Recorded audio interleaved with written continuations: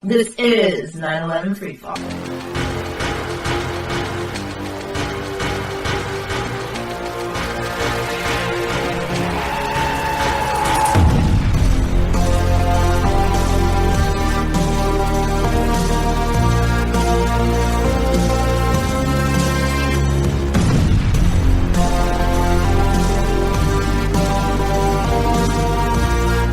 Good evening, ladies and gentlemen. Welcome to another episode of 9/11 Freefall. My name is Andy Steele. I'm the host. Tonight we're going to be joined by former NIST employee Peter Ketcham and AE911Truth's Director of Strategy and Development Ted Walter.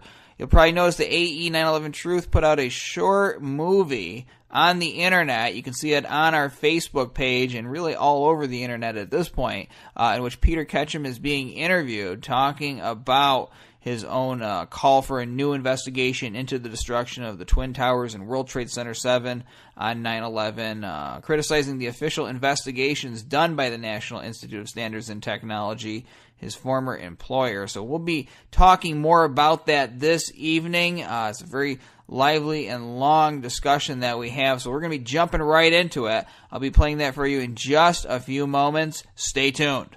The views expressed on this show by guests and the host on issues outside of the 9/11 controlled demolition evidence are the opinions of those individuals alone and do not necessarily reflect those of architects and engineers for 9/11 Truth.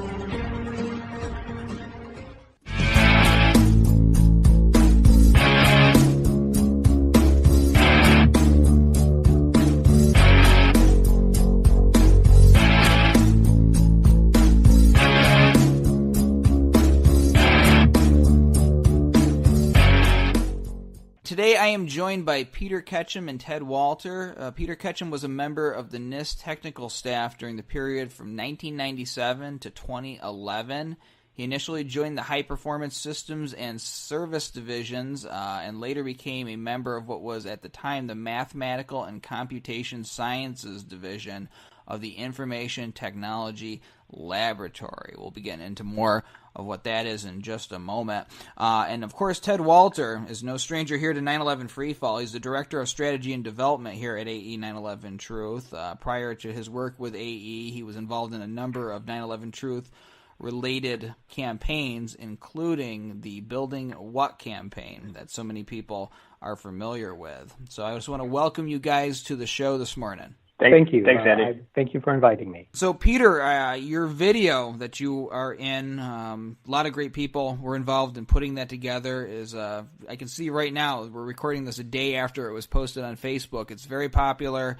I see a lot of people passing it around. I was very impressed with this. So, congratulations on speaking out. And I think our audience probably wants to get to know you a little bit better. So tell us about your background before we get into 9/11. What did you do when you were with NIST? So I started at NIST in 1997. I had just finished graduate school at the University of Minnesota. I received a Master of Science in Mathematics, and I was hired at NIST and joined their High Performance Systems and Services Division, which is really just a fancy name for their supercomputing division, as part of their information technology lab. Just a side comment, NIST is divided up into various laboratories, much like a university. So there was an information technology lab, a material science lab, engineering lab. There have been various reorganizations over the years. So some of those laboratory names I just gave you are not valid anymore, and they've been renamed. But anyway, I was hired into the Information Technology Lab, which is basically the computing and mathematics lab of NIST. And my area of expertise up until that point had been primarily in scientific and high-performance computing. When I got there, one of the things I got involved with early on was scientific visualization, which is essentially creating pictures and animations out of computer-generated data. And that was something I had pretty good success with during the first few years I was there. Within the first few years, The High Performance Systems and Services Division was disbanded. The management decided they didn't really want to do that anymore. And I was placed into what was at the time named the Mathematical and Computational Sciences Division. So that gives you sort of a brief overview of how I got there and what I did when I was there. Well, it sounds very interesting, and I've always been really fascinated by science. I never really pursued it, and maybe I should have, but I mean, I think this is exactly why we need to study more of this in America, all the great things that we can accomplish, and looking at all the technological advances that we've made over the years have been because of people working together on big projects, all of the great studying that's been done in some of these laboratories like at NIST and other agencies, NASA, places like that. So my hat's off to you for knowing all of that stuff, for having such an important career, and then for doing what you are doing right now, getting the attention of so many people because of your status as having worked at NIST and admitting that there is a problem with the official reports and calling for a new investigation. So let's get into that with you. Okay. First, how did you become aware of this issue, that it existed, and what made you decide to speak out about it? Yeah, so just backing up just a little bit, and to be clear to the listeners, I was not involved with the World Trade Center investigation that took place at NIST, although I was certainly very aware of it. And I knew people and had collaborated with a few people that were part of that investigation, but I was not part of it. It wasn't until last summer, July 2016, when I was having a conversation with a friend of mine that I've known for 30 years. So someone I have a great deal of trust in. And she said something to me along the lines, "Gee, did you know that some of the official story that we've been told about 9/11 may not be as we have been told?" And we talked about that for a little while. After that conversation, I didn't do anything for about a month. Looking back on it, I think I just had to let it sink in because I knew NIST had been involved in that investigation. And in August 2016, I felt compelled to start investigating it. And one evening I started doing that entirely online, watched several documentaries, downloaded the NIST reports. And by reports, I'm talking about NC Star 1 and NC Star 1A. And within a few hours or less, it became very obvious to me that something was very badly amiss. And I could see that there was an entire community of people that had been challenging the official 9/11 narrative, specifically with respect to the World Trade Center collapses. I had no awareness that this was going on, but I quickly agreed with those who were challenging the official story. And it became obvious to me, as it did to many other people, that controlled demolition was the most likely cause for the collapse of all three buildings. And by three buildings, I'm talking about World Trade Center 1, 2, and 7.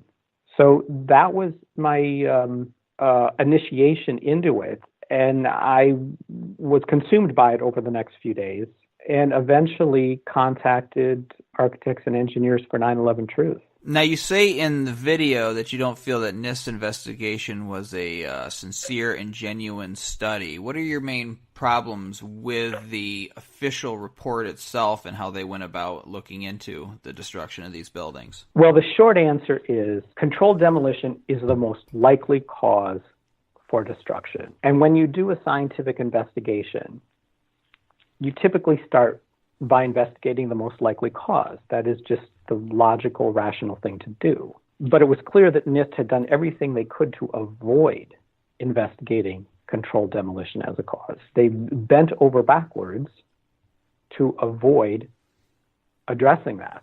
And in the process, then came up with all sorts of essentially convoluted research and reasoning to try and avoid it. Well, I see that as the observations of many people who have investigated this throughout the years.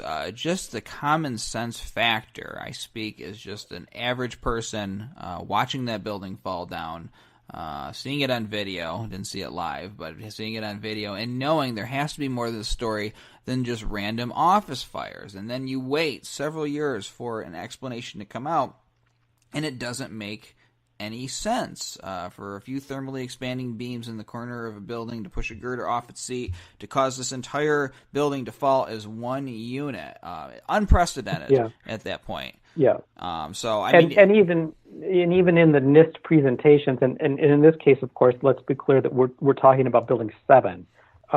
Even in the NIST presentation of their explanation of the collapse of Building 7, they even say something along the lines, "Oh, this is really unprecedented. We've never seen this before." So even they admit it's unprecedented. Of course, the reason it's unprecedented is because it's probably not true. It's highly, highly likely that Building 7 was destroyed by controlled demolition. It meets, I believe, all the criteria has all the telltale signs of controlled demolition. So when you put forth a theory or an explanation that is likely to be false, yes, it can look unprecedented. It's unprecedented because it's probably false. Well, exactly. I always equate it to a police officer coming on a murder scene and essentially just saying, "Yeah, I guess his head just fell off. What's for dinner?" And moving on. I mean, something like this, even if you really believe the official story, then this is something that should be studied, should be analyzed. All the input data on the computer model should be out there for everybody to see, but instead you have this attitude of, well, this is what happened, let's just move on and not really analyze this anymore, let's not even talk about this anymore. You can't have it both ways. You can't have an unprecedented event happen and then just ignore it as if it has no significance on the profession, on the building trades industry, on safety standards. You just can't have that. You either have to deal with the reality that has been crafted by the official story and see how you prevent this from happening again by really digging deep and analyzing it, or you look into the most likely hypothesis, what the evidence shows, which is controlled demolition, which of course is the hypothesis and the evidence that we have put forth here at AE911Truth. So I want to ask Ted now, because this is something that we've been waiting to have happen for a number of years, just in 911Truth in general. We need to do outreach to people at the National Institute of Standards and Technology and to have people start coming forward, questioning these reports, and it happened. So just from your perspective, Ted, when Peter reached out to us, what were your first thoughts when you realized a former NIST employee was speaking to us about this? Well, it was actually funny because it coincided very closely with when we sent a letter to, I want to say maybe around 100 or 130 members or contributors to the NIST World Trade Center investigation. This was in late July for National Whistleblower Appreciation Day. And so when I was notified that a former NIST employee had contacted us, I immediately kind of assumed and suspected that, oh, great, that was in response to the letter that we sent all these people that worked on the NIST investigation. As it turned out, it wasn't. It was Peter contacting us shortly after he had begun researching NIST's World Trade Center reports. And very quickly, once we started talking to Peter, we realized that he had a very sort of compelling analysis of both of the reports themselves and sort of the human dynamics of these investigations and how they must have been conducted. Largely based on all of his experience, 14 years at NIST, and his understanding of how scientific investigation is generally conducted, and the high standards that NIST usually holds itself to in all of the research that it does. And so very quickly we realized that that Peter was hopefully going to be a very effective voice for helping to spread this message and this understanding further, and helping to make further inroads into the very community which he came from. And, he was, to be clear, he is the first person who has spoken out that has had any ties or any relationship to NIST, the agency that conducted these investigations. And overall, his speaking out, his coming out has coincided with a more systematic, vigorous approach that architects and engineers for 9/11 Truth has been taking in the last couple of years to doing outreach with members of the various professional communities and NIST as well. We have done in the last 2 years, now several mailings to people at NIST, and now this video that we have just produced with Peter is going to be an incredibly valuable tool for reaching out to people at NIST and people beyond that, both in the technical communities and just the general public. Right, and you've seen this evolution of strategy at AE, and you've really seen it pay off. I mean, I remember in the years of the beginning of 9/11 Truth, where a lot of focus was put on street activism, handing out brochures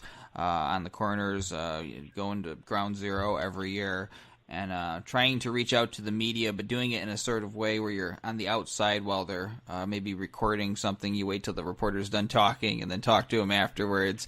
It was kind of like nibbling away on the outside, but now we're putting a lot of focus on reaching out to building trades professionals, sending them these things like these mailers that you've constructed. We've got a lot of great volunteers helping us gather that information, which is really important part of this mission. And we can see the fruits paying off. I mean, I was so impressed by that video. I didn't even really think about it ahead of time. I was just going to watch it to prep for this. And when I actually saw how professionally done it was, and then a lot of the information we've talked about before, but the concise way that it was laid out, Peter's own insight on it, I think this is something that we're going to be referring people to for some time to come, something that you can pass along to family members, that they can awaken to the evidence for the first time with, because it's hard to ignore somebody with Peter's credentials, his background, other people coming out, and it doesn't even have to just be in the building trades industry, like William Benny, when he came out and started speaking about this. I mean, these are people who have participated in the arena, who bring the kind of backgrounds to the table that it's hard to overlook. And we're going to be getting more and more of them because our outreach efforts are only expanding. And so I know that we're going to be getting more people to be speaking out, especially as time passes and people can look at this with a more rational and less emotional outlook. Ted, what have been some of the reactions that you've seen from the general public since Peter came forward? Well, if you're talking about sort of over the past 4 months since Peter's letter to the editor was first published in Europhysics News, I think that in the conversations that I've had, I have seen that like his particular voice and message is kind of like it really, for whatever reason, it really has an impact on people who have maybe been like minimally informed about this or kind of on the fence, but haven't really like dove into it yet. And I think his ability to communicate concisely and firmly about this, and to be sort of unequivocal in his take on the NIST investigation, and of course his experience of NIST at 14 years has opened more people's minds to the issue. So that's mainly what I've been seeing. So, Peter, you kind of touched on this in the video. I want to understand your story even better here. The human element that comes with realizing this information. I think we've all gone through this, members of the audience, when they first learned that there was more to 9/11 than what they were being told, went through a certain process, and it's different for each person. But what was your gut reaction when you learned this? I mean, what did this do to you internally as you sort of began to realize that there was problems here and that NIST had not given as good a report as we might have previously thought? Yeah, and I know I've said this before, but I was furious. And I was as furious with myself as I was with NIST. I was furious with myself for not having seen this before. And I asked myself, how could 15 years have gone by? Because at that point, it was 15 years. How could 15 years have gone by that I didn't see this? Then, of course, once I got past beating myself up, then that fury then turned towards NIST for having, in science, it is very common for investigations to go down a blind alley, for experiments to be done that don't turn out as expected. I mean, that's what science is almost entirely about, is all sorts of experimenting, investigation, much of which doesn't turn out or doesn't happen as expected or, fails and then requires new theories and new investigations. That, in general, is how science moves along. And in those cases, when it's done honestly and sincerely and with integrity, everything's fine. No one beats up each other for having done an experiment that failed or having come up with a theory that turned out to be not correct, because it's all part of this big puzzle that scientists are all trying to solve. And when it's approached that way, it's all very interesting and everyone loves it, and it's all about curiosity and investigation and trying to figure things out. And it's all a very good thing. What I was seeing, though, with the World Trade Center investigation and report was something very different.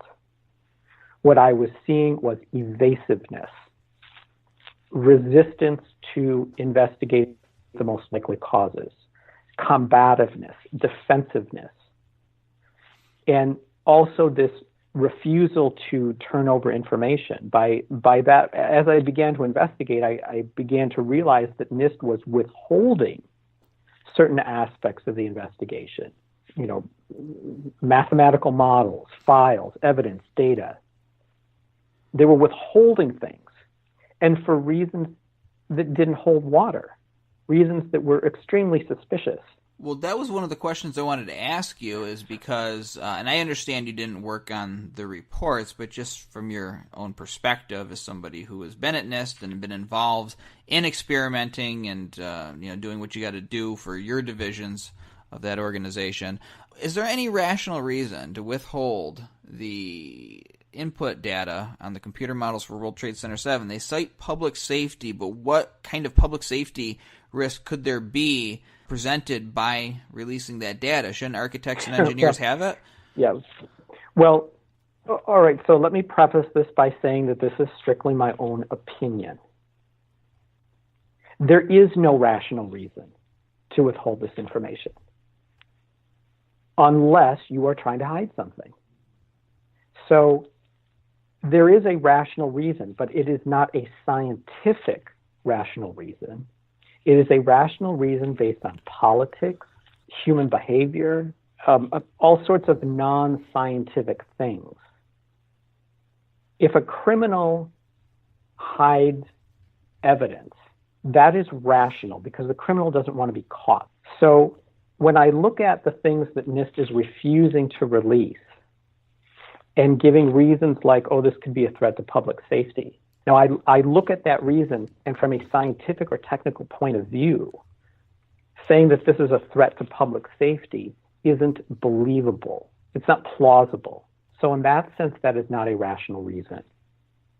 But if you expand your thinking and take in all of human behavior, then it could be a very rational reason if someone is trying to cover something up. Well, that would make the most sense to me. And again, you talk about the behavior of the agency, the refusal to get to the bottom, to even test the hypothesis. I mean, this is something most people thought was done anyway, I would say, that they would look into the possibility, forgetting about the implications of the evidence, forgetting about pointing fingers, just looking into the idea that perhaps maybe someone could have gotten into these buildings and planted explosives. It seems like it's something they would have done early just to rule out. But when you actually dig into the meat of this investigation, you find out that they did everything they could to not look down that path. They did not test the dust samples for explosives. They didn't even really consider the possibility. They overlooked evidence. They overlooked observable facts about the buildings.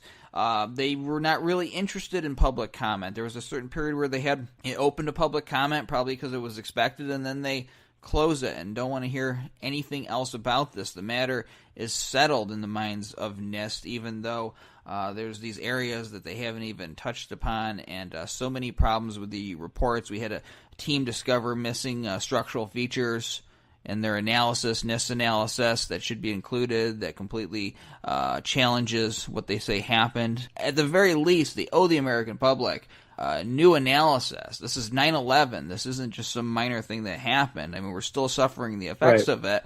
So why not just give us a new investigation with the correct data? We had somebody contact us whose daughter was talking about these issues, and the teacher was giving her some problems about it. But I just said, because he was asking what should he tell the daughter to tell the teacher? And if she handed in homework with wrong information, the teacher would give it back to her and tell her to correct it, right? Or give her an F.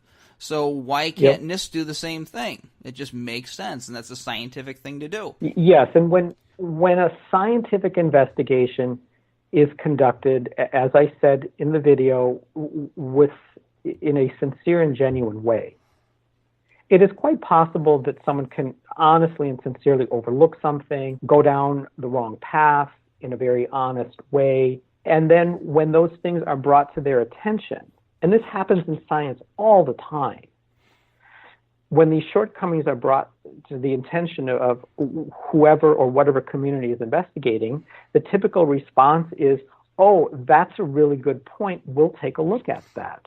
And that's how science moves forward. Now, when the response is stonewalling, nonsensical explanations, refusal to answer, excuses that don't hold water, then that is a big red flag that something is amiss. Then this is no longer then about science. It's about science and the much larger issues involving human behavior. Well, exactly, because so many political agendas were attached to this particular event, and people believed they knew what they saw. They wanted to get that story solidified and put it behind us. And now you see when you ask congressmen about 9/11, well, they get it wrong most of the time. They say, oh, the 9/11 Commission investigated that. And you ask them about Building 7. They really should be citing the NIST reports, but they really shouldn't even be citing that. But it's sort of a shield. It's something to say, okay, this has been looked at. We don't need to look at it further. Refer you to those people. And then they avoid dealing with certain issues like the missing structural features that we talked about before. Ted, one of the first things that you guys did, you mentioned this earlier, was submitting the letter to the editor to the Europhysics Journal. Why was that one of the first things that you guys did when Peter came forward? Sure. Well, Peter at that point in time was, following what was going on. He knew about the Europhysics, the article that we had published in Europhysics News, and the fact that it was getting a lot of attention. And I think at the time, Peter's concern was to I think the idea was at some point he did want to speak out. He did want to make his voice heard and try to affect the dialogue on this issue. And when we saw that the editors of Europhysics News were welcoming letters to the editor, I mentioned it to Peter, and I think after thinking about it for a little bit or whatever, Peter decided that he wanted to submit that letter to the editors at Europhysics News, and so he went ahead and did that. I think in retrospect, I can say I think that was kind of like the perfect opportunity. That was the opportunity that Peter was waiting for to make his voice heard. He got his letter published in Physics Magazine, like the official magazine of the European Physical Society, and in sort of in a very appropriate venue. He got a lot of attention and made his voice heard. So that was what happened, and his letter was published in late November, and since then he came to New York in mid-December, and we shot this interview, which is now what is, the ingredients of this film that we released yesterday. And Peter also made the trip with me and others up to Boston in mid-December because we had a series of events at the Boston Society of Architects and then in Watertown the following day. And that's where Peter spoke kind of for the first time publicly. And some of the listeners of the show will be familiar with that presentation that Peter gave. So that's been sort of the timeline of Peter's involvement and speaking out about this issue. And I hope that it's only the first chapter of him having an active role in this cause. I think it's so important to keep on speaking and to have as many people out there speaking as possible, particularly with the credentials to make people stop and listen. Because our story doesn't change. Our evidence doesn't change. We keep on beating the same drum year after year with the same points. And I think that is a sign of our strength and what we're telling people happened on that day. And you notice that NIST went with these early theories, and then the official report came out. There were early theories being put out on the internet. Some people have false ideas about what they think happened to Building 7, the Twin Towers, that NIST itself has debunked. They've actually done us a favor in certain cases with debunking some of these common things people think happened. In the case of Building 7, thinking that it was damage from Tower, or falling debris from Tower 1 that caused damage, that initiated the collapse. That's not the case. Even NIST admits that. So NIST has done us a service in that respect, and they've also done a sort of a service by leaving us just this very weak, flimsy story to attack, essentially. So we can move forward. And again, our evidence has never changed. It stays the same pretty much throughout all of these years, because that is what happened. And so as we keep on talking about this, putting out videos like this, taking opportunities to speak to various people, people get further away from the event. They get less emotionally attached to the official story. They don't have that knee-jerk reaction that we saw in the years following it, that people just wanted to put it behind them. And then they see other things going on in the world that makes them open to it. And I think that's what we need to do, sort of be like a continuing human radio, broadcasting outward, and so that's why it's helpful. And the more people speaking, the better. Peter, have you talked to any colleagues at NIST since coming forward, questioning the official reports, or other people in your field about this? If so, what's been their reactions? No, I have not had any communication with anyone at NIST regarding this issue. Now, it's been over 5 years since I left NIST. I did have a few friends there, and some of those friends have also left NIST since then, for various reasons. So the number of people that I still know at NIST well enough to send them a note for personal reasons is extremely small.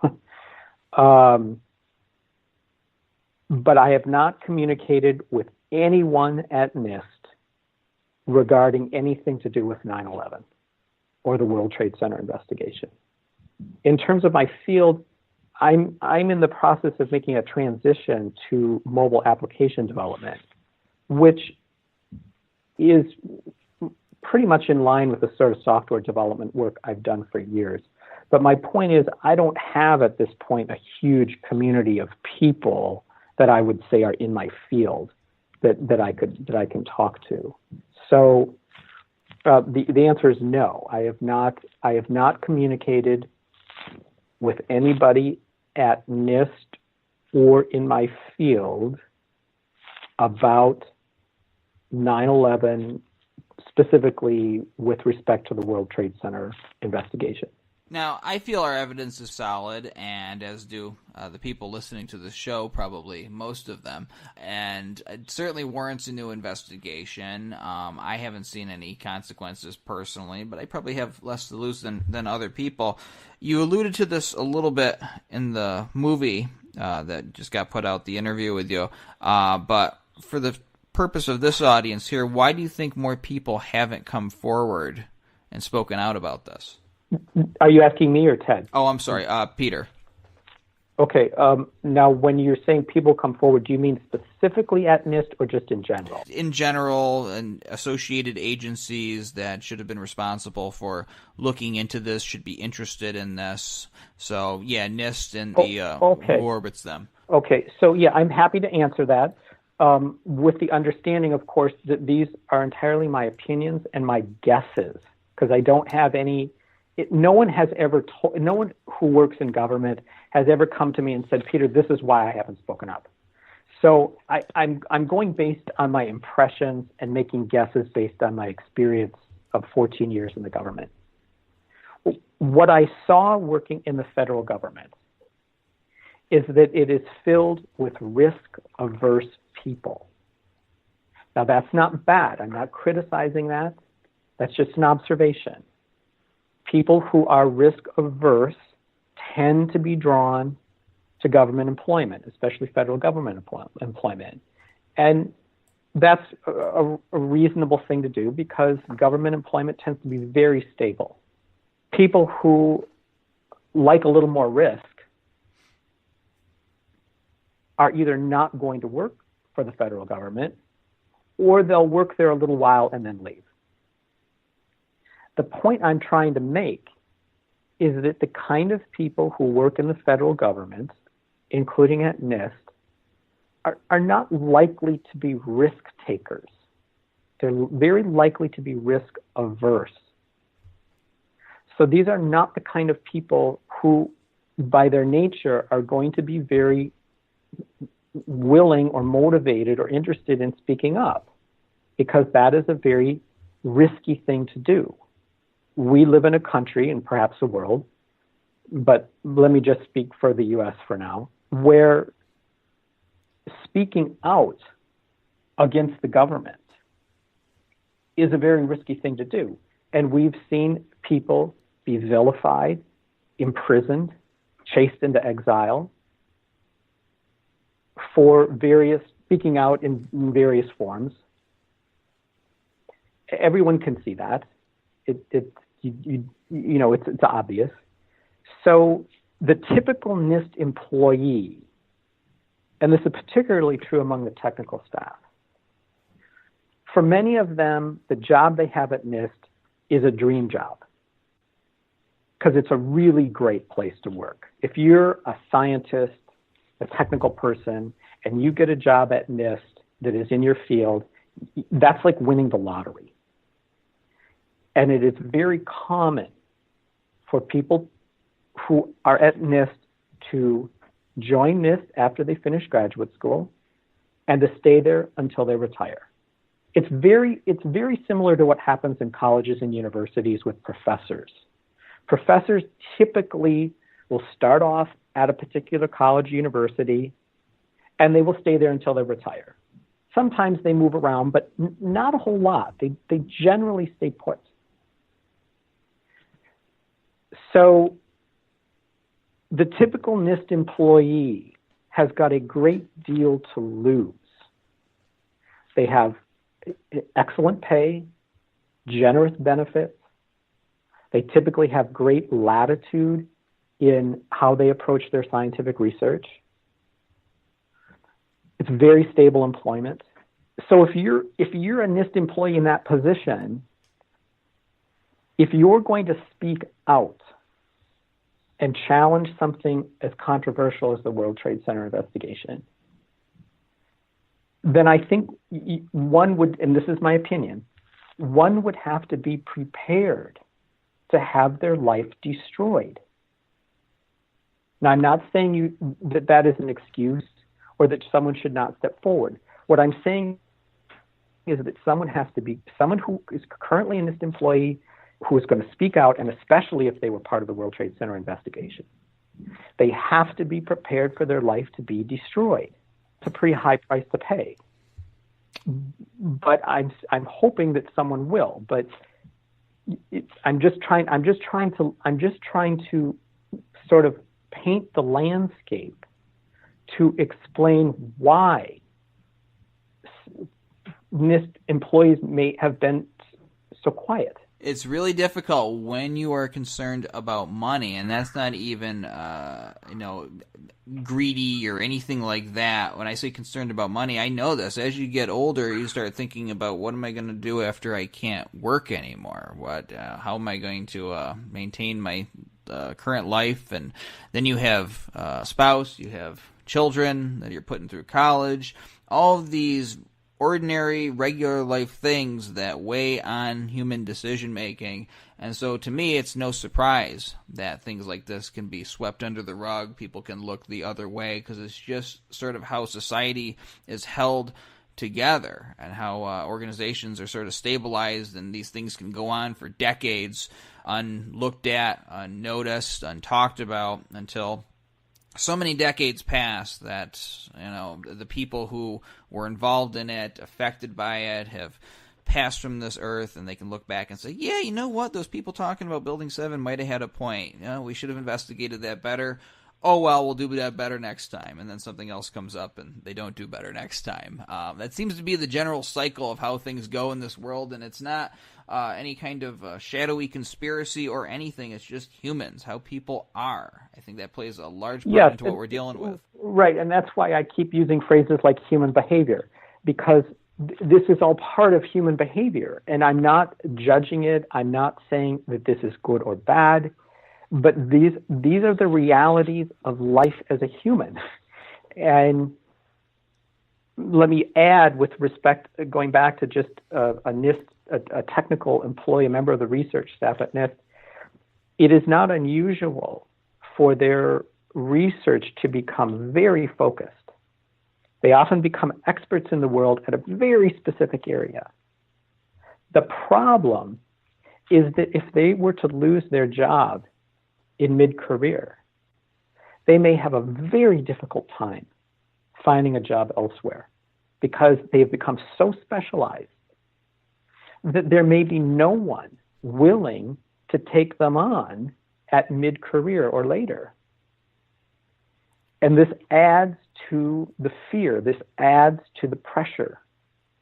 Because the reason I mention this is that someone might say, well, if someone at NIST spoke out and they lost their job because of it, couldn't they just get another job somewhere else? And that's a very reasonable question to ask. But in practice, for NIST staff, technical staff in mid-career or later, that could prove extremely difficult to find another job, a comparable job.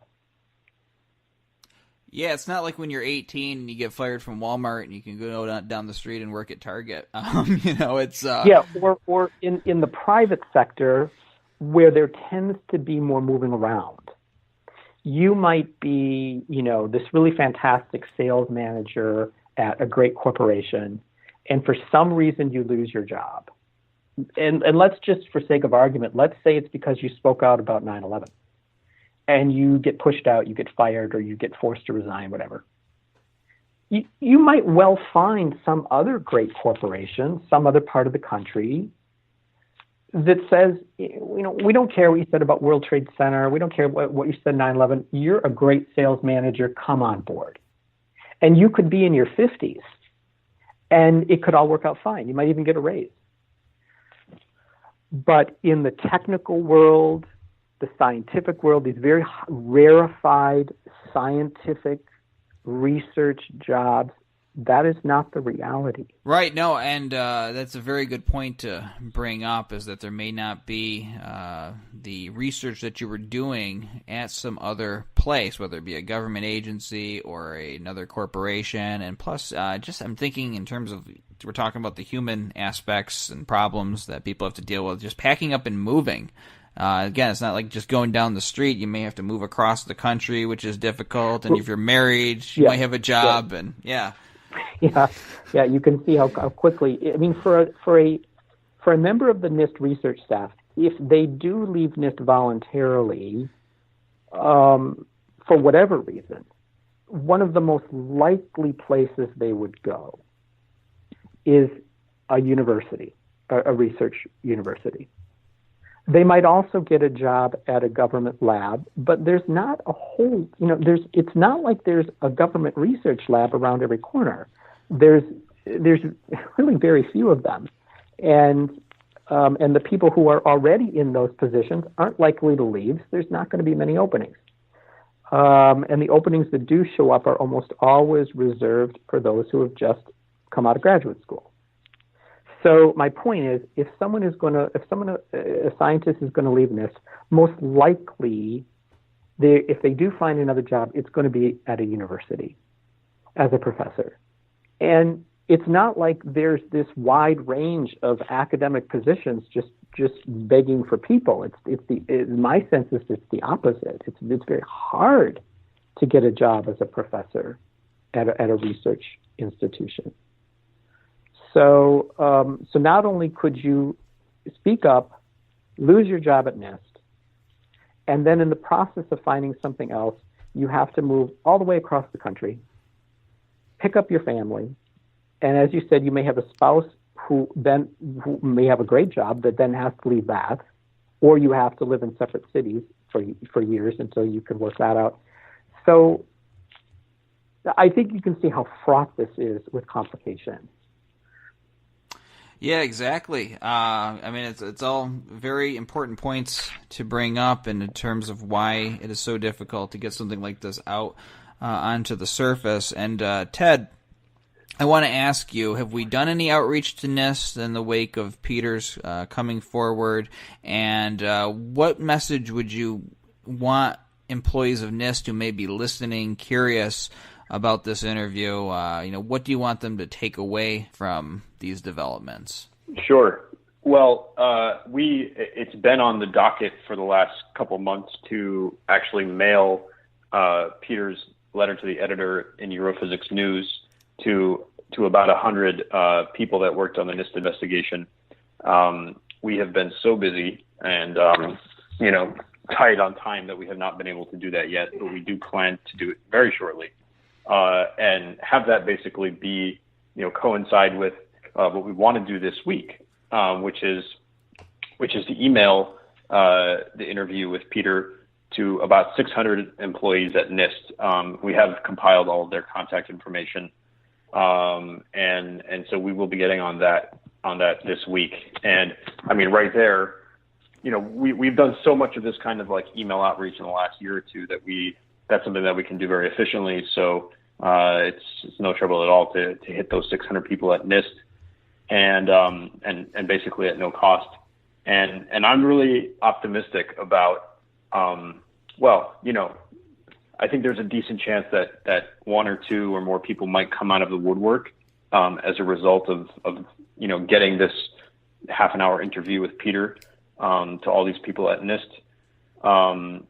I think at a minimum, it's going to kind of like stir the pot. I think what we want to see happen as far as NIST is concerned, this is just one avenue. There's many, many avenues of outreach to be pursuing and, raising public awareness and research and education, et cetera. But as far as NIST is concerned, certainly more people from NIST speaking out would help. So we do hope that this video will stir the pot at NIST and that people at NIST might start having conversations and that it won't be something, as you said, Andy, that, years and years and decades go by and people kind of don't really talk about it because they're scared, because, job security and everything else is more important. We want to start getting the conversation happening there now.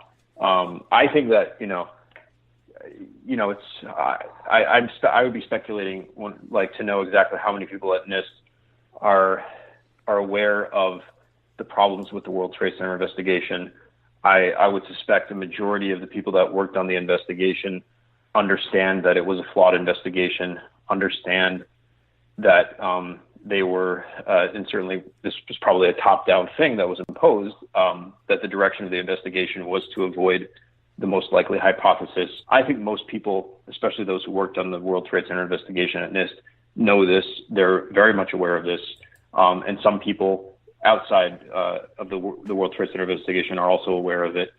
And I think that on some level, I like kind of, I feel sorry for them that this investigation into this awful crime was kind of thrust on this agency, and these researchers, these scientists kind of found themselves in the position of having to, not do science and come up with a ridiculous story for how these buildings collapsed. But we want to at this point, we're hoping that, we're basically, and this is the message in Peter's letter to the editor, the easiest way, well, it's not the easiest way, but the most fruitful way out of this is to come clean, and is for NIST to blow the whistle on itself. And that's kind of the essence of what Peter is trying to get across. And that truth is where, this is how he ends his letter. Truth is where our healing lies. And so, yeah, we're going to be doing that outreach to NIST, and it won't just be this round of emails. It'll continue in the coming months and years, and we'll see what happens. So, Peter, obviously you've come forward, and we appreciate that. There may be other employees at NIST or former employees at NIST who are aware of the same things you are, may have even been aware of it for many years, and just haven't come forward yet, may be contemplating it, may have less to lose because they're retired or whatever, but they just haven't done it for their own personal reasons. What would you have to say to them about the importance of speaking the truth on this issue and coming forward, and why this is important for not just themselves and for the people affected on 9/11, but for the country too? Well, I don't think we can move forward as a country until we resolve all of these wounds from 9/11. I think it's a big roadblock. So much of what we've done as a country since 9/11 has been based upon the premise that we were attacked by terrorists on 9/11 and that it caused the World Trade Centers to fall and several thousand people died. If that premise is false, then all the things that are built upon that then come into question. That's why this is still a very important issue. This is not just some past historical event that has come and gone and is only of interest out of curiosity. It has affected us over the last 15 years, 16 years, continues to affect us. It continues to drive the decisions and choices that we've made collectively as a country. So that's why this 9/11 issue is so important to lay bare and crack open and get to the bottom of and find the truth of. Now, for a NIST employee, a current NIST employee, by stepping forward and speaking out, that carries great weight. And so current NIST employees are in a position to have a big impact on this seeking of truth about 9/11. And in the case of NIST, it's really specific to the World Trade Center collapse and World Trade Center investigation, which of course is a huge piece of 9/11. It's not the only piece, but it's probably the biggest piece. What I might suggest to those NIST employees who may listen to this broadcast is to consider that there is strength in numbers, and that this is a good time for strength in numbers as a strategy. And that if a number of NIST employees all coordinated and all spoke out together at the same time in coordination, it would be very powerful, and they would be able to help protect each other. They would be less vulnerable if they did it that way. So I just want to plant that seed. That's a good point. Strength in numbers. Ted, in our last couple of minutes here, how can our supporters help get Peter's voice to more and more people? Well, I think the easiest way is to just share that video, share this half-hour interview with Peter with everyone that they know. Share it. We haven't posted on Facebook, so it's easy to share on Facebook. We have it on YouTube. It's gotten over 3,000 views in the 16 hours since we put it out, and I'm sure that number will just grow exponentially, at least for the next few weeks.